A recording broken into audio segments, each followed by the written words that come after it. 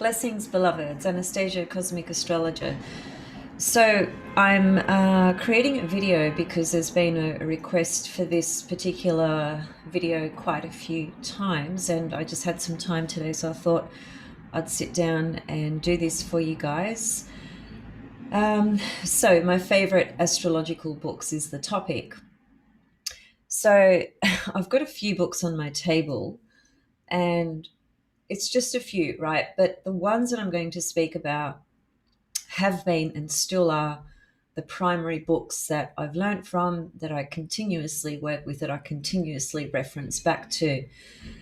My journey with astrology started officially as an adult 25 years ago. I first read my first astrological book when I was about 12 years old. So I've been immersed in these teachings for a very long time. And even so, I always have to go back and revise and reread things. It's just there's so much information to retain, and our brain power can only take so much. So we constantly need to go back and revise. We forget things, right? Um, Astrology is it's so many things, but it's beautiful, sacred wisdom teachings. But it's the more important thing is that it's an actual language. It's literally a language. So if you speak Greek, that's a language. If you speak Spanish, that's a language. If you speak English, that's a language.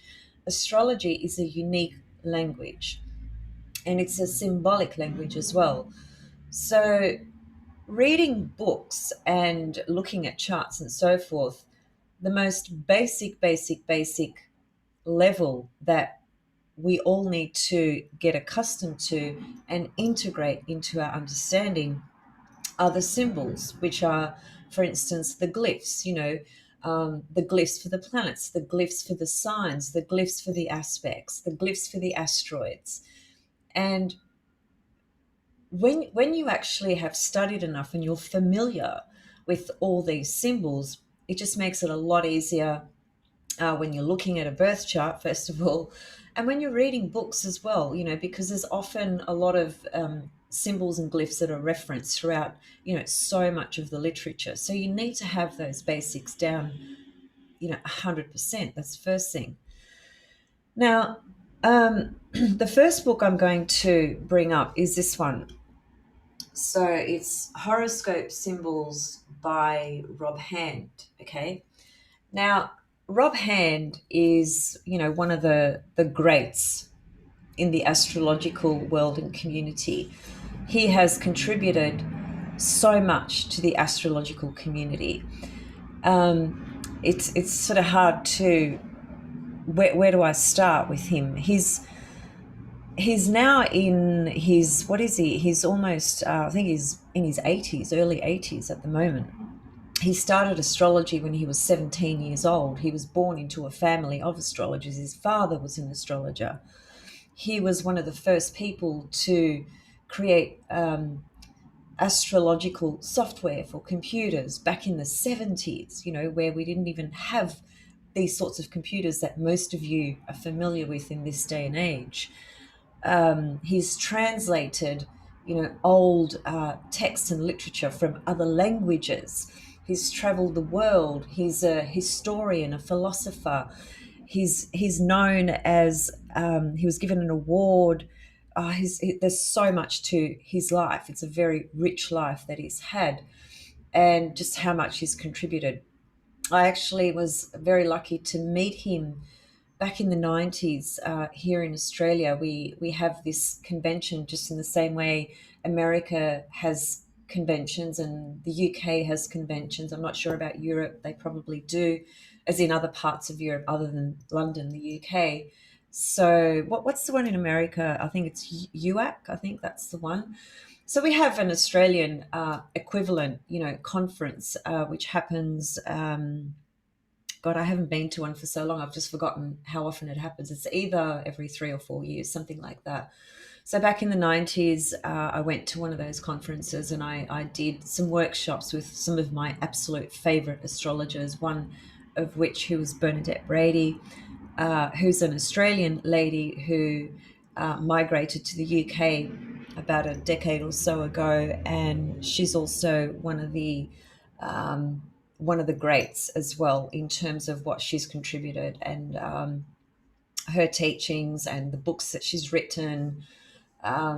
She's probably the go-to when it comes to understanding eclipses. You know, she's written incredible material on eclipses and mythology and the constellations as opposed to the zodiac signs. The constellations are different to the zodiac signs, you know.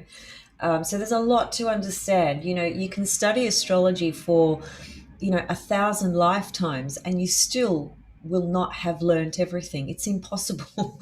There's so much to learn. So I guess one of the first things that I would encourage you is, first of all, get your basics in play, which would be my recommendation would be with this book, and I'll talk a little bit about this book in a minute. Once you have your basics in terms of understanding the well, let me start again.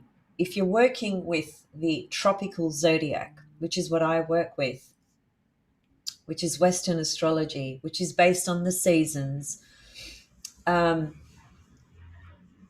then you're not working with sidereal Vedic astrology, for instance. That's a whole other field and level altogether. You can actually work with both the tropical and sidereal zodiac. It takes a long time to be able to do that. But my point is that you need to start somewhere and you need to decide, you know, which zodiac you want to work with to begin with. And then from there, you start integrating your basics. Now, this book covers pretty much all your basics. Well, actually, all your basics. It covers everything that you need to learn as your core reference frame. You know, you need to have a structure, a foundation to your understanding of astrology. And it doesn't start from, you know, just looking at videos where people do, you know, new moon videos, full moon videos, and Mercury retrograde. That, you know, that's fine. It's fine to understand that, to be interested in that, and to check out those videos. But if you yourself want to really understand astrology, you have to do the work. You know, a lot of people, not a lot, but perhaps some people want, you know, a quick answer, a quick way around it, a quick way of learning.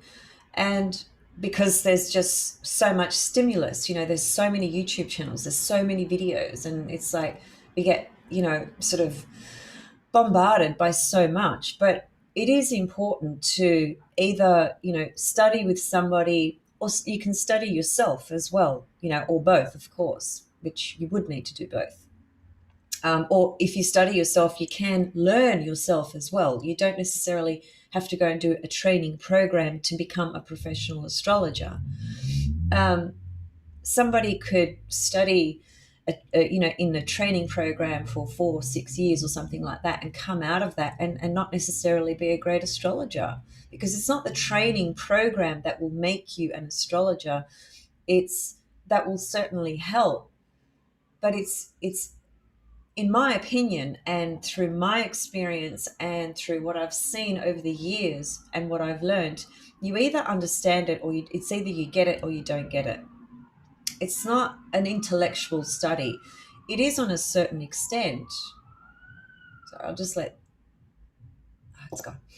Um, it is an intellectual learning, of course, but astrology is a combination of learning the symbolic language, understanding all your basics about it, understanding, you know, the glyphs, the symbols, and so forth, understanding mythology, understanding the constellations, the fixed stars. But it is also largely about employing your own intuition when you are working with your own chart or somebody else's chart. It has to connect to your right brain. If it stays at a left brain Gemini level, then it's just a learning of information that is just, it's just there at that level. It's just information. That's all it is. But what does it mean? As I've frequently said, it's Gemini that corresponds to learning and information, but it's Sagittarius, the opposite sign, that enables us to integrate the meaning of what we are actually learning. So, in my opinion, you have to really employ your intuitive faculties if you really want to understand astrology. That's just my opinion, okay? So this book covers, God, it covers so much. Where do I begin? But for those of, even if you understand, you know, you feel that you've got an understanding of the 12 zodiac signs, the planets, you have some kind of understanding about what an aspect is, like a conjunction or an opposition, and maybe even more than that. You understand, the main Ptolemaic aspects, which are the conjunction, the opposition, the square, the trine, the sextile. I think that's it. Conjunction, opposition, square, trine, sextile. Yeah. There are other aspects as well, and that goes into a more. I'll just let this go by. I forgot to get a glass of water. Okay. There are many more aspects, which is the branch of astrology that connects to harmonics. So there's another field of astrology. So anyway, you can see from what I'm saying, it's infinite, infinite in terms of what you can learn. But this book covers, the core meaning of the zodiac signs, the core meaning of the planets, planetary combinations, angular relationships. He talks about religion a little bit, philosophy a little bit, the houses, as in the quadrants. There are 4 quadrants in the birth chart, for instance. The core meaning of the major aspects, I suppose you could say. Parallels, contraparallels, midpoints. Midpoints is all about getting this book, but I'll go to that in a minute. House systems, how to calculate a midpoint, orbs, the significance of orbs, which is a field that has a diverse opinion or perspective on as well, but you need to start somewhere. So there's a lot in this book. The polarities, the importance of angularity, the meanings of all the houses, classifying the houses, levels of house delineation. It just goes on and on, right? So this is an absolute golden book. It's really, before you start to read anything else in terms of wanting to go deeper or wanting to specialize more in a specific area, if you start with this, you're not going to go wrong. If you really study this book, read it, back to back, several times. I've read this book, I don't know how many times. I've had this for so many years, and I always go back to it. It's fantastic. So, and Rob Hand has got many other books as well. This is just one of them, but this is your starting point. This is your absolute starting point. There are other books that have been written by other astrologers and authors that encapsulate, the basics of astrology. I'm not saying there are not others. There are others, but this is my recommendation. Okay, so that's what I'd start with there. Here is another book of Rob Hand, which is called Planets in Youth. Now, this book is fantastic. You could say it's an extension of what you're going to learn from the first one that I pointed to, right? Horoscope symbols. This one basically covers all the planets. Let me just see. So it basically covers all the planets and the signs that the planets are in, and the aspects that the planets have to each other. So, for example, if you had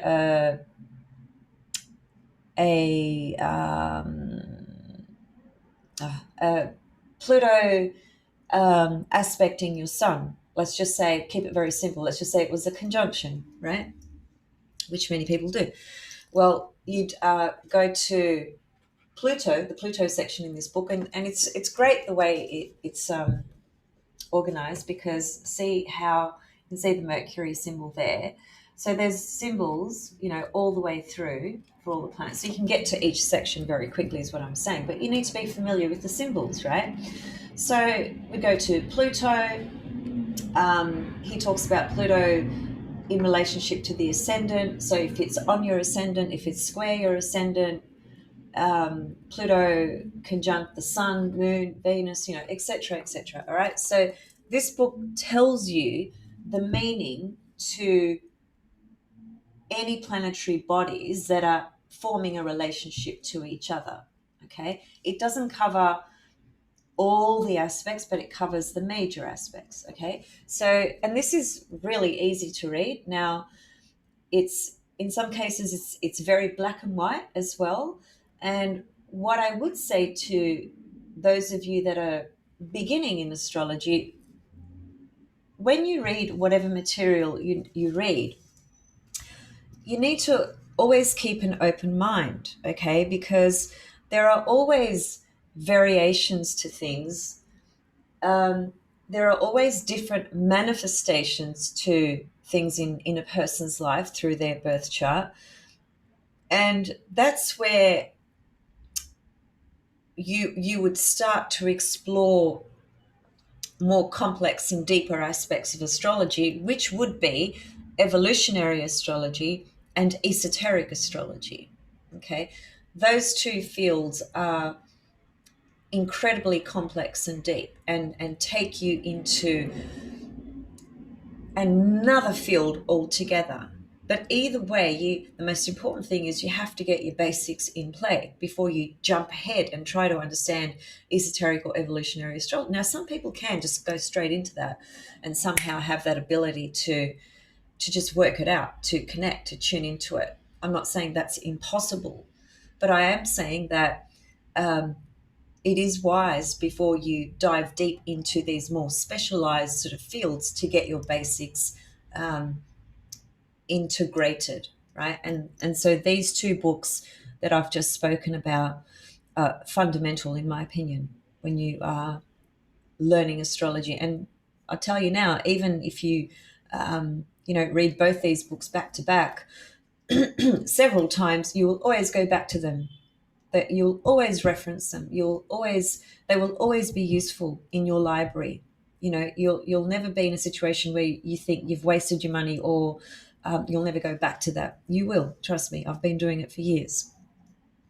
So that's some of the basic entrance into learning your core basics of astrology, right? Now, where do I go?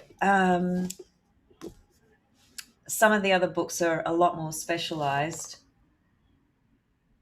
but I will talk about them anyway. So this book here, which is called The Combination of Stellar Influences by Reinhold Erberton, right?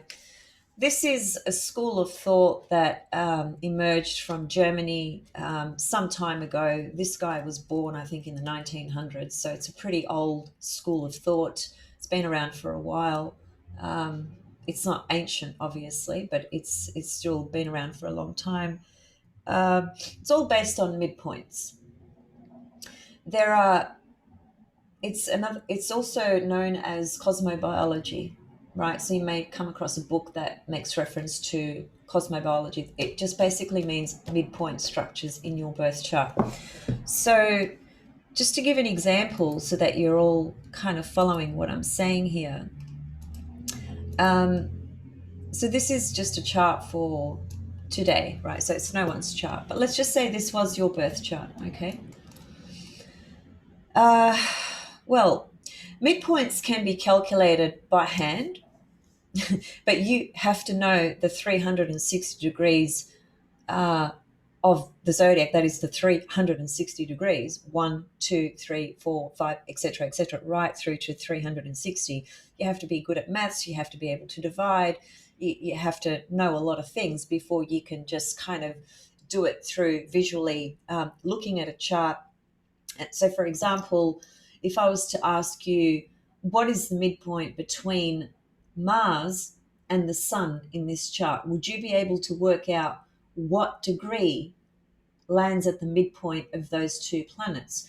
You might be able to come up with a rough sort of guess just by visually looking, because you'd say, okay, well, the sun's in Gemini, Mars is in Cancer. Where's the midpoint going to be? How many signs do we have in between Mars and the sun? We don't. It's literally just basically um, a sign. Well, those two signs are adjacent to each other. So the midpoint is going to be either somewhere in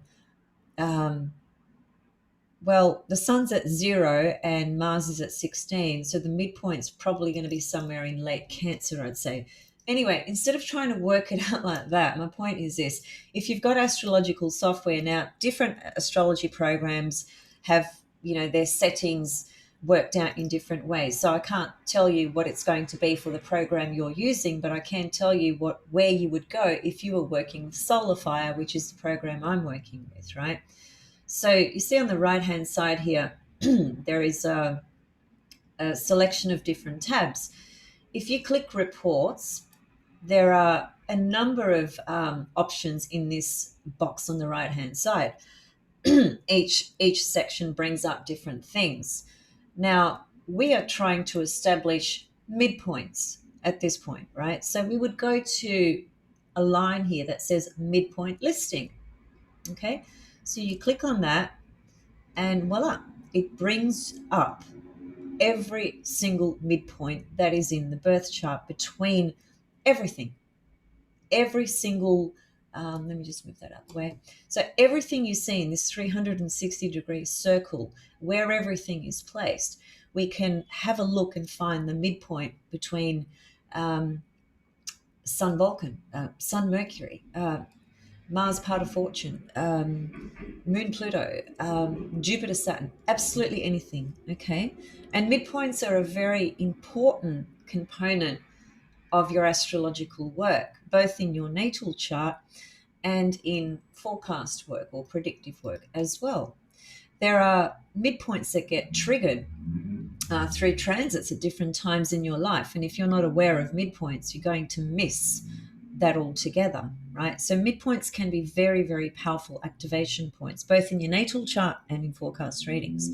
So going back to this, what I generally tend to do is if I want to establish, well, as you can see, first of all, it's in order of beginning with the moon. Okay, so there's the moon column. Following it is the sun column. And if we scroll down, it goes into Vulcan, because I've got Vulcan in the chart. If you don't have Vulcan in the chart, it will not appear on this graph. Okay. The next section below is different. I'll get to that in a minute. Then we can see a little bit more of Vulcan there, and then we can see it goes into Mercury, then it goes into Venus, and so on and so forth. And so what you're looking at is, okay, I want to work out, so where is the sun moon here? Okay, so the sun is at 0 Gemini, the moon is at 16 Virgo. What's the midpoint between those two? That's a very important midpoint in your natal chart, by the way, especially if you have a planet on that midpoint. That's going to speak to how the sun-moon relationship is working in your life. What activates it?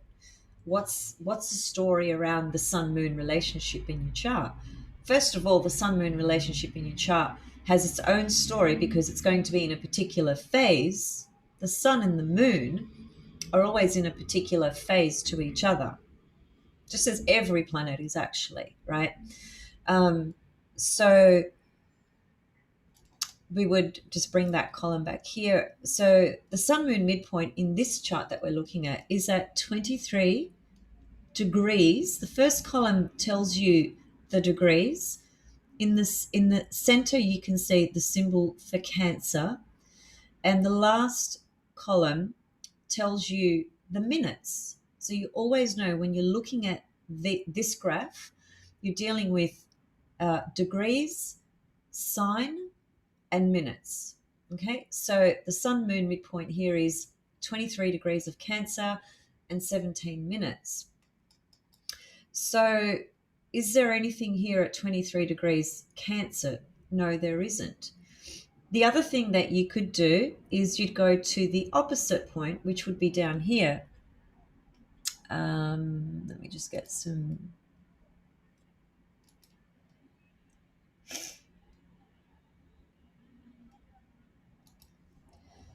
So 23 Cancer is around about here. Okay. And if there's nothing on that midpoint, you'd look at, well, what's opposite? Is there anything at 23 degrees of Capricorn? That opposite point is called the far midpoint, by the way. This is the direct midpoint up here at 23 Cancer because it's directly on the midpoint of the sun and the moon, and the opposite end is referred to as the far midpoint. Is there anything at 23 Capricorn? No, there isn't. So we can see from this particular chart, there's nothing on the sun moon midpoint. One might say, well, is Mars close enough to be on that midpoint? Relative to orbs and midpoints, this would not be close enough.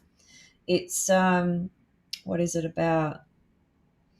It's about 5.5 degrees away, right? Approximately.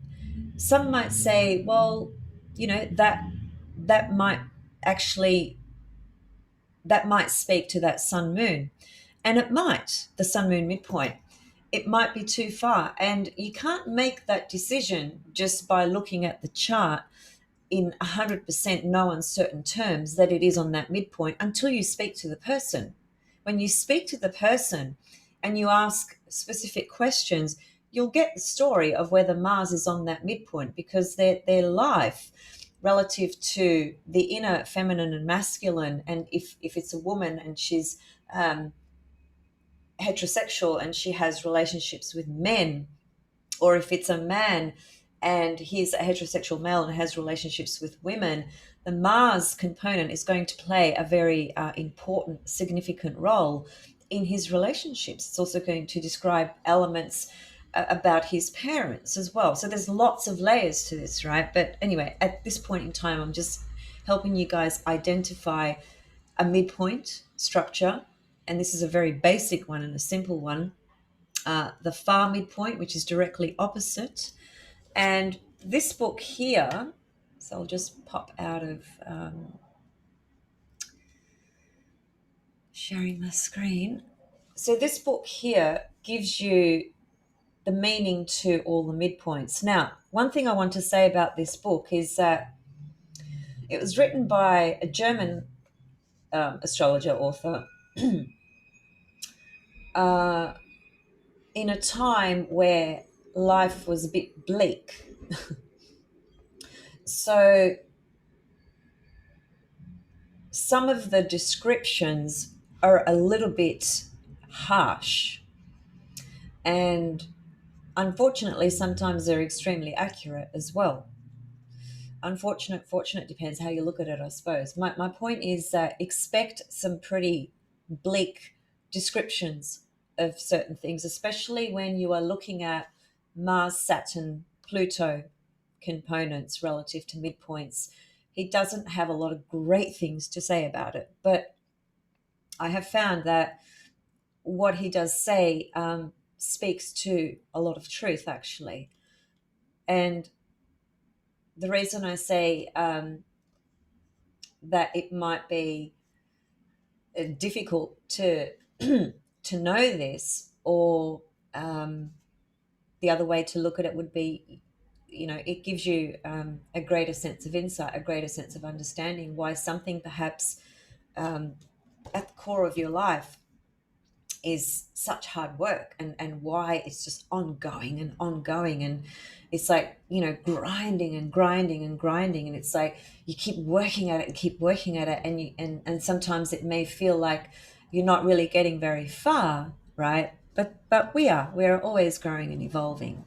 So anyway, this is quite a complex sort of field, but a very valid, useful, and important field when you are working with charts. Okay. this I've shown this many times, so I'm not going to go into it too much because I'm spending a lot more time than I intended. I just intended to spend 10 minutes, but I've already been speaking for, I think, 15.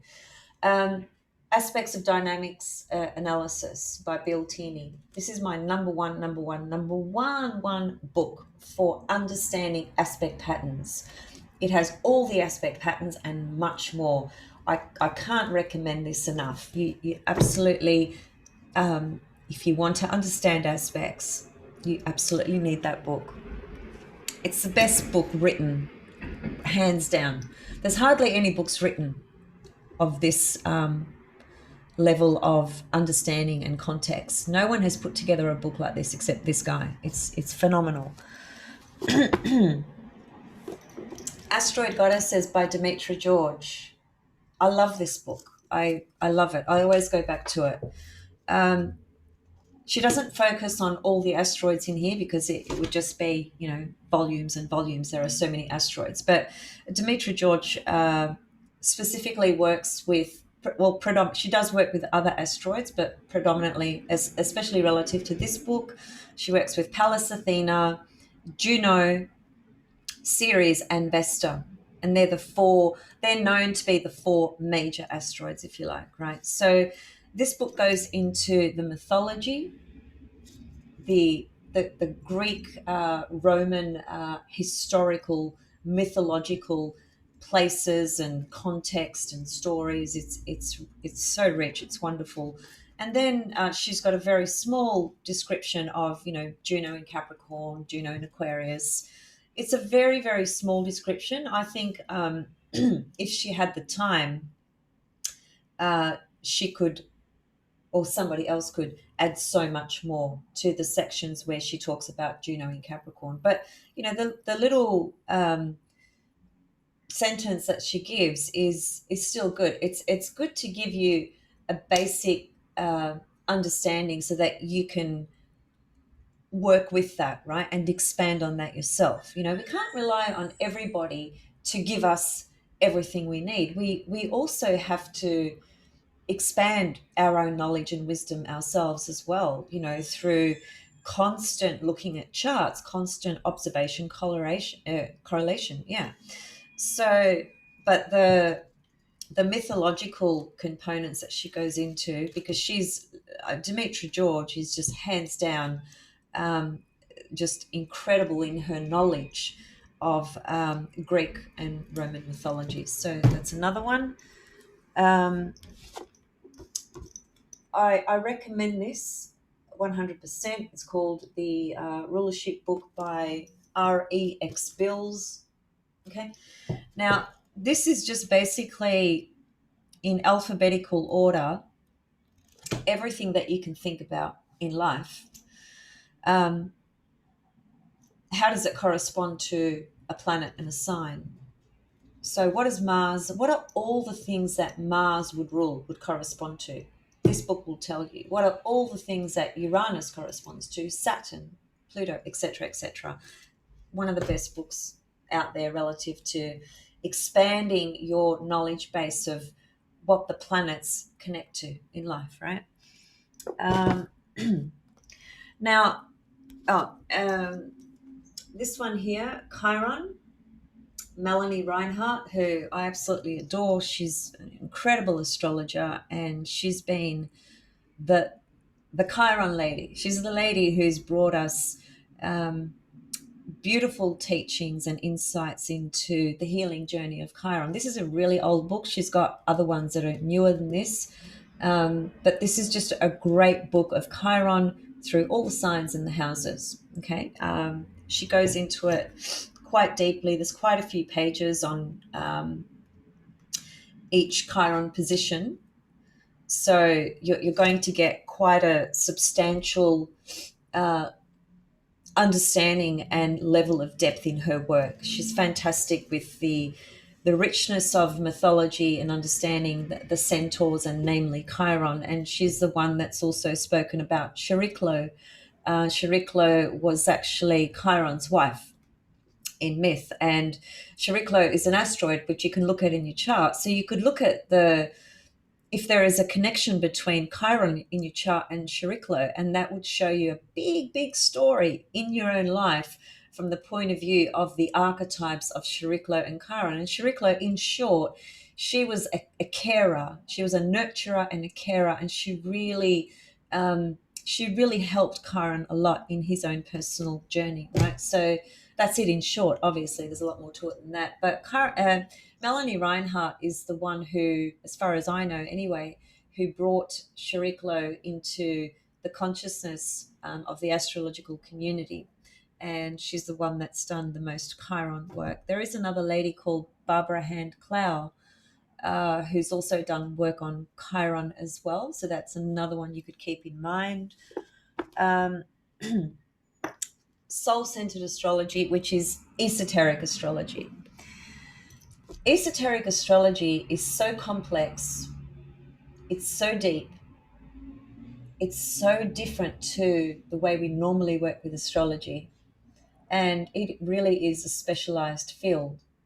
I do integrate it into my work, into my readings, and into my teachings and so forth. As most of you have heard me often make reference to looking at the full moon or the new moon, for instance, partly through an esoteric and an exoteric level. So I I love esoteric astrology, and I find it very, very valuable. In very simple terms, esoteric astrology, the teachings of that is based on 7 rays. Each ray corresponds to a different color, vibration, planet or planets, and or signs.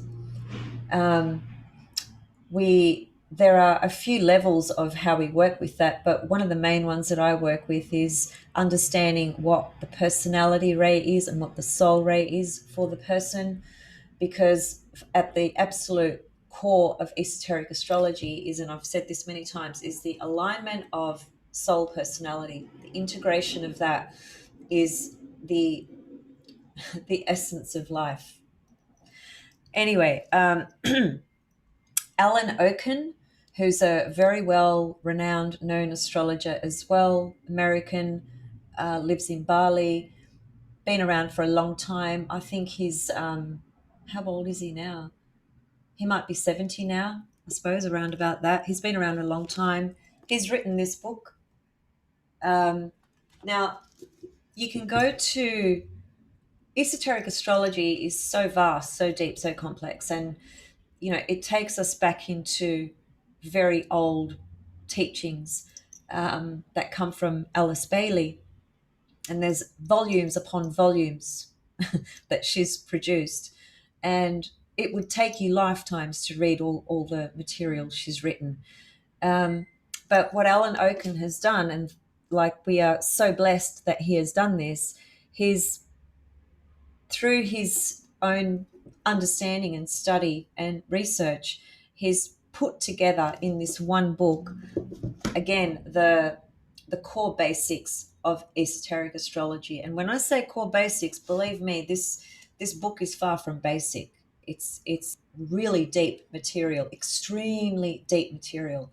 But this would be the book that would get you on your way, which you could read this book your entire life, back to back numerous times, and you'll always go back to it. There's just so much to understand and unpack, and understand. And so, one other thing I want to say as well is that when you are reading all your books and studying and learning, you may understand everything intellectually, right, and absorb the information, mentally, but what you will find is through your study and or practice is that certain material will just, it's like the coin will just drop, and you'll have like aha moments throughout your journey. That's a different thing to retaining, absorbing literature in your mind, right? It's again, it's the Gemini Sag polarity. The Gemini is all these books and more, and just reading, reading, reading, reading. And the meaning, the true meaning and true inner standing and understanding of everything you're reading is a process. It takes time. If I read all these books, if I just set a year aside for myself and did nothing but read a whole bunch of books, that doesn't necessarily mean that I understand everything. It takes time. Part of that process is about our own inner growth and development as well. As we grow and as we evolve and as we experience more and as we learn more, we obviously understand more, and that's part of our astrological journey. Now I want to go into evolutionary astrology, which is the paradigm of astrology that Jeffrey Wolf Green has brought to us, the gift of evolutionary astrology. He was given, he had a prophetic dream. This is a long time ago, back in the 70s. By the way, Rob Hand and Jeffrey Wolf Green, both Sagittarians, the archetype of the teachers. Alan Oaken, Aries, very interesting. He's got strong Scorpio, Aries energies.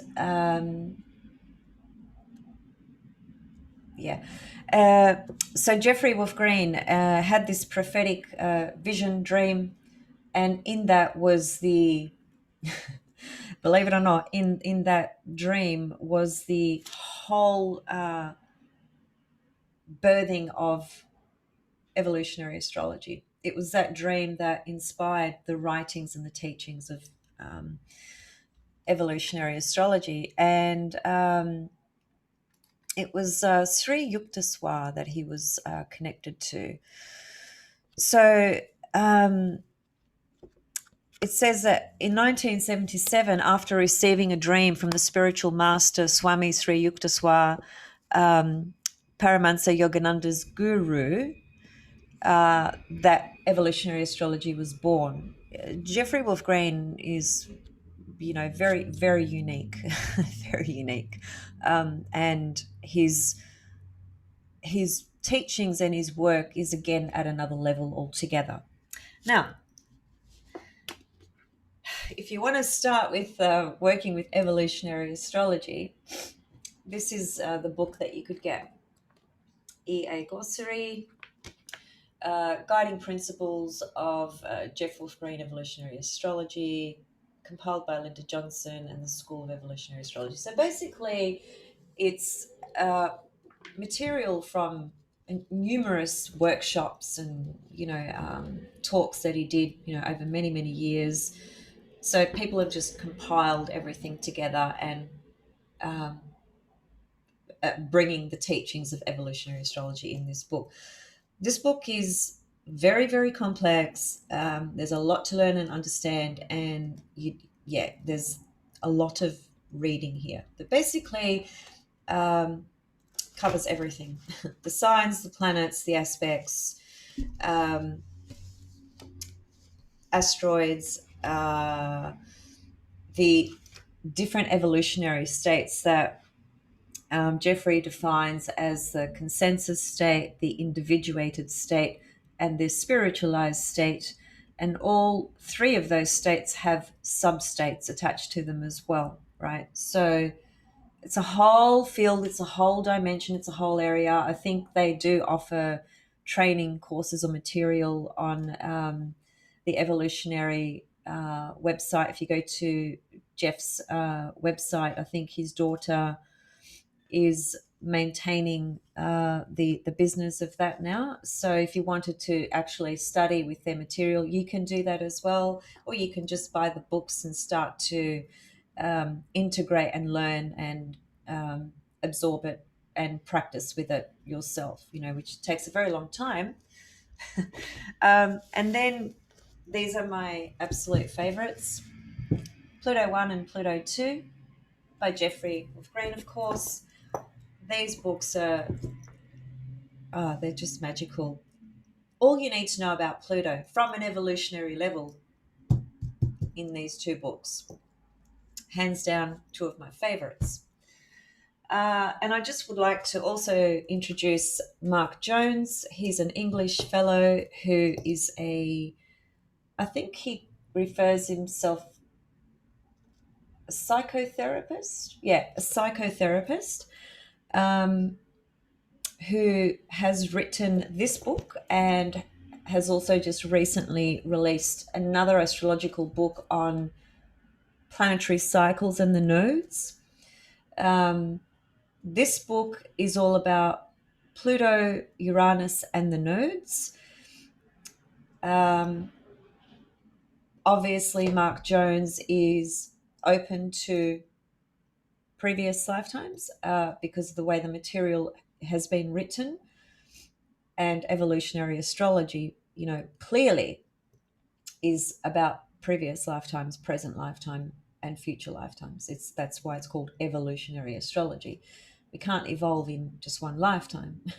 So Mark Jones takes the same approach, except he gives his own version, understanding, and insights through his own practice, research, and work through with clients and so forth. So he gives a really interesting, quite a deep and complex overview on the nodes Uranus and Pluto in this book. This is fairly advanced. I don't recommend you go out and grab this if you haven't studied your basics. The Pluto evolutionary astrology stuff is a very, very specialized area that you'd study for lifetimes. So if you are new to astrology, get your basics um, integrated. Go to Horoscope Symbols, the first book that I mentioned. That's going to give you such a powerful, grounding, solid foundation to then begin to explore other levels and other components.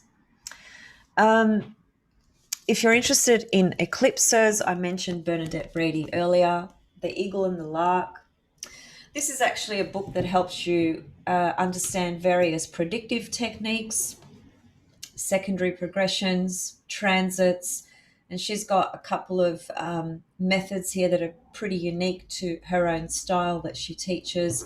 And at the back is a whole section on the Saros cycles of eclipses, the meanings to them, when they occur, when they started, and so forth, and a description to each eclipse and which family it belongs to, and so on and so forth. Again, quite an advanced astrological textbook, but if you're at that level, you may be ready for this book. I've got heaps more, heaps more, but I think I'll leave it there for today because I have covered quite a bit and I've, revealed my my vault, my secret vault, to you guys because it was requested, and um, my my ultimate purpose with my YouTube channel and a video like this, for instance, is to share, you know, to share so that people can be inspired on their own journey relative to what they are ready to learn and integrate, to make choices that are informed choices. I was fortunate that when I started my journey as an adult in astrological teachings, I studied for quite a few years with, actual training programs, about 5 years. So I did take the path of actual training in a structured, sort of way, where I had a mentor as well, who's to this day one of my best friends.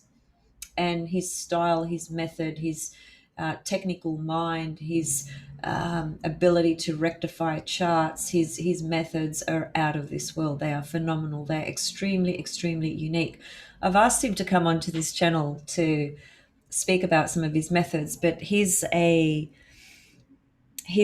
not into public appearances, which is a shame because it would be great for you guys to meet him and just to hear him speak. Maybe he'll change his mind one day, but I doubt it.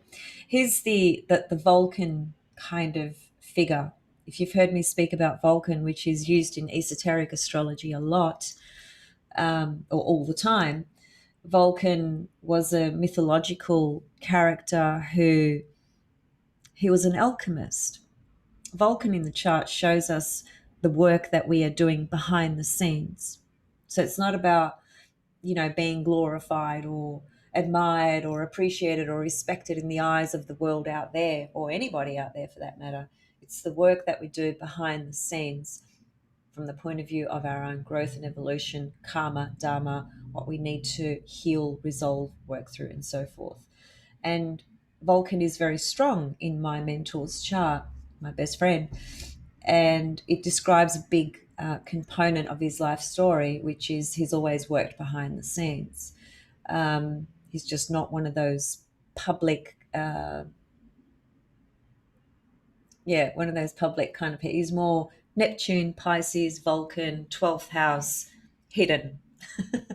So anyway, I was very blessed to have met him when I did and have him guide me through my journey. And we've actually worked out that we've been astrologers in other lifetimes together, working together on that level as well, which we're doing in this lifetime.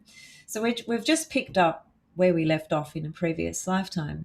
And I know that, beyond a shadow of a doubt through my soul. And when I first met him and I walked into his classroom, I walked in and it's sort of very difficult to put into words what I felt. But the best way I could describe it is that I walked in, I sat down, I looked at him. As soon as I heard him speak, everything he was saying, I already knew. And I sat in that class for 3 years, nonstop, never failed. I was always the first one there, sitting up the front. Aries, totally keen, totally excited, dedicated. I was just there all the time.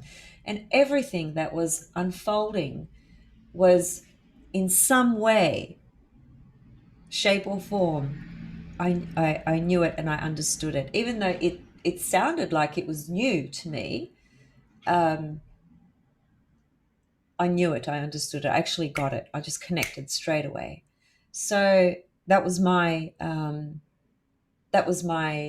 journey into the very baby steps, early days of learning astrology, as an adult. Because as I said, I read my first book when I was about 12.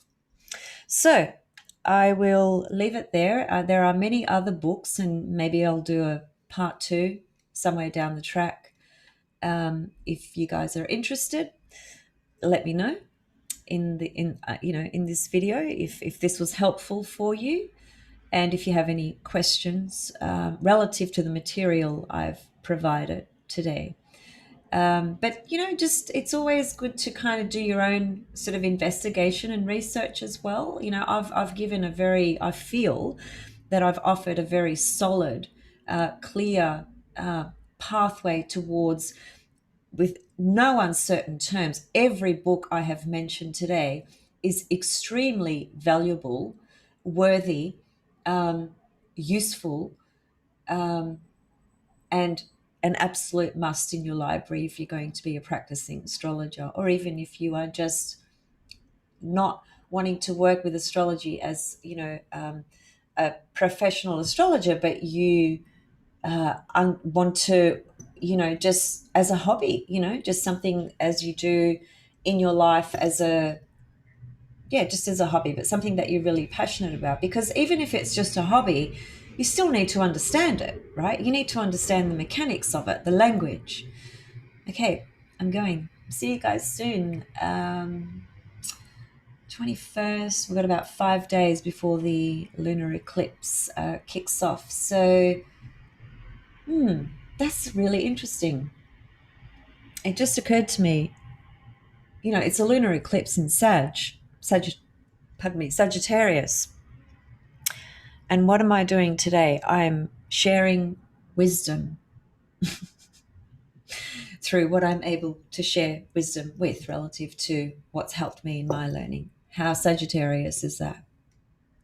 And so, like I said, eclipses, the exact date is not the only time that the energy is there. That's just the exact date, right? But eclipses, the energy, the activation of that, with both solar and lunar eclipses, can be activated weeks and weeks and weeks and weeks pre and post the eclipse date. So yeah, there you go. Here it is, right here, right now for me. And the eclipse for me happens in my 11th house. What's my 11th house? It's you guys.